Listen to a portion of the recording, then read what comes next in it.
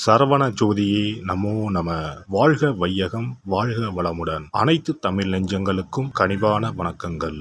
நிகழும் மங்களகரமான குரோதி ஆண்டு ஜூன் மாதம் 15ஆம் தேதி சனிக்கிழமை அன்று உத்திரம் நட்சத்திரத்தில் நவமி திதியில் வரியான் நாமயோகத்தில் பாலவம் கரணத்தினில் மகத்தான ஆனி மாதம் பிறக்கிறது. சூரியன் மிதுனம் ராசியில் சஞ்சரிக்கும் மாதம் ஆனி மாதமாகும். உத்தராயணத்தின் கடைசி மாதமாகும். ஆன்மீக சிறப்புகள் கொண்ட மாதம் இதுவாகும். இம்மாத கிரகநிலைகள் என எடுத்துக்கொண்டால் மேசராசியில் செவ்வாய் பகவான் ஆட்சி பலத்துடன் உள்ளார். ரிஷபராசியில் குரு பகவானும், மிதுன ராசியில் சூரிய பகவானும், சுக்கிர பகவானும், புதன் பகவானும் இணைந்துள்ளனர். கன்னி ராசியில் கேது பகவானும், கும்பராசியில் சனி பகவானும், மீன ராசியில் ராகு பகவானும் உள்ளனர். இம்மாத கிரக பயிற்சி என பார்த்தால் ஆனி மாதம் 15ஆம் தேதி மிதுன ராசியில் ஆட்சி பலம் பெற்ற புதன் பகவான் கடகராசிக்கு பயிற்சியாகிறார். ஆனி மாதம் 16ஆம் தேதி சனி பகவான் வக்கர பயிற்சி அடைகின்றார். ஆனி மாதம் 23ஆம் தேதி சுக்கிர பகவான் கடகராசிக்கும், ஆனி மாதம் 28ஆம் தேதி செவ்வாய் பகவான் மேசராசியில் இருந்து ரிஷபராசிக்கும் பயிற்சி அடைகின்றனர்.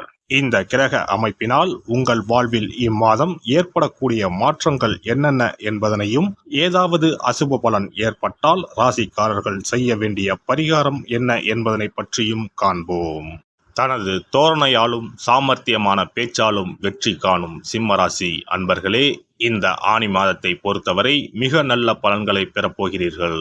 சுணங்கி கிடந்த காரியங்களில் இருந்து வந்த தேக்க நிலை அடியோடு மாறும். காரியங்களில் இருந்து வந்த தடை தாமதங்கள் நீங்கும்.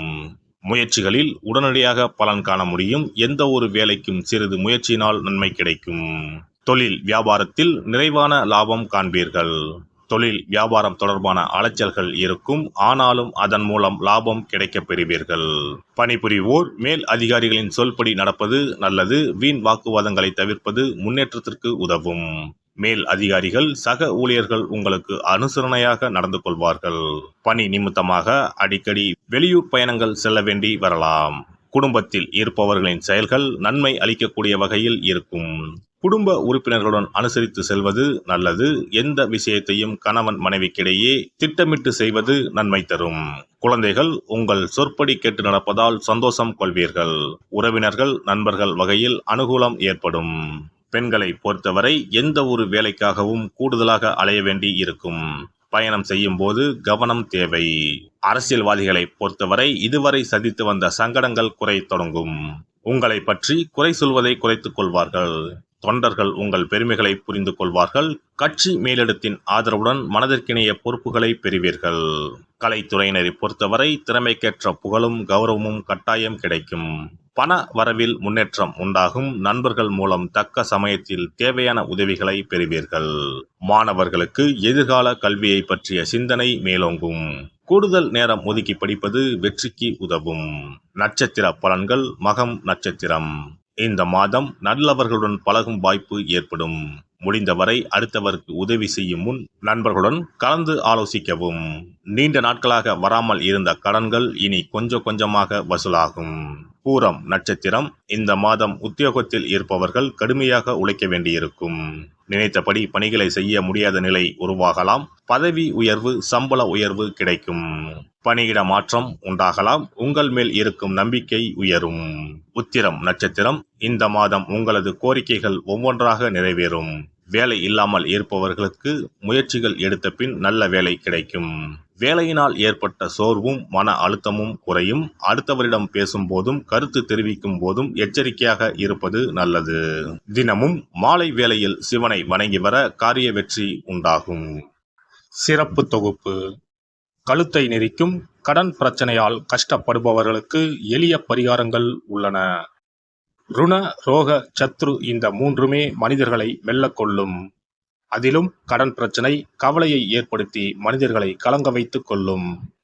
கடன் பிரச்சனையால் கஷ்டப்படுபவர்களுக்கு எளிய பரிகாரங்கள் உள்ளன. இந்த எளிய பரிகாரங்களை நம்பிக்கையோடு செய்தால் நிச்சயம் பலன் கிடைக்கும்.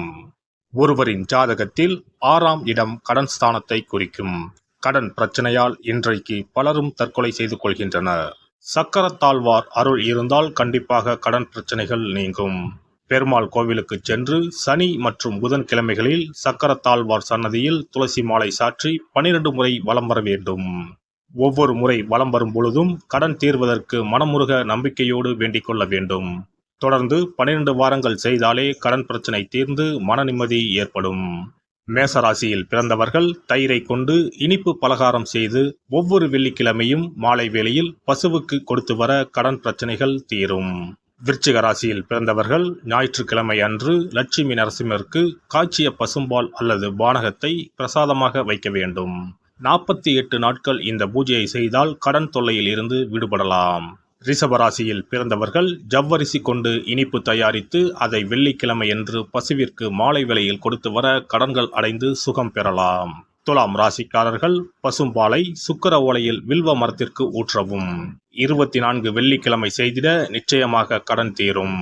வெள்ளிக்கிழமையில் அரச மரத்தடி விநாயகருக்கு அகலில் 11 தீபமும் 11 முறை வலம் வந்தும் வழிபட்டால் கடன் தீரும். மிதுன ராசிக்காரர்கள் தினசரி சிறிது தயிர் சேர்த்து குளித்து வரவும். கடன்கள் நீங்கும். மாலை வேளையில் சூரிய தரிசனம் அஸ்தமனத்துக்கு முன் செய்து வரவும். கன்னி ராசிக்காரர்கள் சனிக்கிழமைகளில் உளுந்து வடை தானம் செய்யவும். அதை நீங்கள் உண்ணக்கூடாது. மேலும் துளசிக்கு தினசரி நீர் வார்த்து ஒரு மண் அகலில் நல்லெண்ணெய் விளக்கேற்றி வைக்க ருண நிவாரணம் பெறலாம். கடகராசிக்காரர்கள் ஒவ்வொரு ஞாயிறும் சிறிது வெள்ளக்கட்டியை ஓடும் நீரில் விடவும். கடன்கள் வெள்ளம் போல கரைந்துவிடும். சிம்ம ராசியில் பிறந்தவர்கள் ஒவ்வொரு சனிக்கிழமையும் அரச மரத்தடியில் மண் அகலில் நல்லெண்ணெய் ஊற்றி கருப்பு திரி கொண்டு 8 விளக்குகள் ஏற்றி வர கடன்கள் அழிய வழி பிறக்கும். மகர ராசிக்காரர்கள் சனிக்கிழமைகளில் எள்ளுருண்டை செய்து பலருக்கு தானமாய் கொடுத்து வர கடன் தொல்லைகள் நீங்கும். கும்பராசிக்காரர்கள் வியாழன் மாலை 6 மணிக்கு குங்குமப்பூ சேர்த்த பாதாம் கீர் செய்து மகா விஷ்ணுவுக்கு நிவேதனம் செய்து முதலில் தான் அறிந்துவிட்டு பின்பு மற்றவருக்கும் தானமாய் கொடுத்து வர கடன்கள் மலமளவென அடைபடும். தனுசு ராசிக்காரர்கள் செவ்வாய்க்கிழமைகளில் ஆலய பணிகளுக்கு செங்கல்கள் முடிந்த அளவு வாங்கி கொடுக்க கடன்கள் அடைந்து நிம்மதி பெறலாம். மீன ராசிக்காரர்கள் செவ்வாய்க்கிழமை அன்று மதியமோ இரவோ நோயாளிகளுக்கு சப்பாத்தியை தானமாக கொடுத்து வர கடன்கள் வேகமாக அடைய ஆரம்பிக்கும். குறைந்தது 9 சப்பாத்திகள் கொடுப்பது நல்லது. செவ்வாய் பகவானை மனதார நினைத்துக் கொள்வது நலம் தரும். பௌர்ணமி நாளில் குலதெய்வத்திற்கு படையலிட்டு வழிபடுவது சிறப்பு. குலதெய்வ படம் இல்லாதவர்களும் குலதெய்வம் பற்றி தெரியாதவர்களும் 5 முக குத்து விளக்கை பூஜை அறையில் ஏற்றி வைத்து படையல் போட்டு கற்பூர ஆரத்தி காட்டி கடன் பிரச்சனை நீங்க மனதார வேண்டிக் கொள்ளலாம். இவ்வாறாக 9 பௌர்ணமிகள் விடாமல் இந்த பரிகாரம் செய்ய கடன் தொல்லைகள் எளிதாக தீர்ந்துவிடும். கடன் தீருவதற்கான வழிகளும் கிடைக்கும். இந்த பரிகாரத்தை அனைத்து ராசிக்காரர்களும் செய்யலாம். எல்லாம் வல்ல இறையருளால் நீங்களும் உங்கள் அன்பு குடும்பமும் உடல் நலம், நீலாயுள், நிறை செல்வம், உயர் புகழ், மெய்ஞானம் ஓங்கி வாழ்க வளமுடன். இந்த வீடியோ பதிவு உங்களுக்கு பிடித்திருந்தால் லைக் பண்ணுங்க, கமெண்ட் பண்ணுங்க, ஷேர் பண்ணுங்க, மறக்காம சப்ஸ்கிரைப் பண்ணுங்க, பக்கத்துல இருக்கிற பெல் பட்டனை கிளிக் பண்ணுங்க. நன்றி, வணக்கம். ஓம் நமச்சிவாய. சிவாய நம.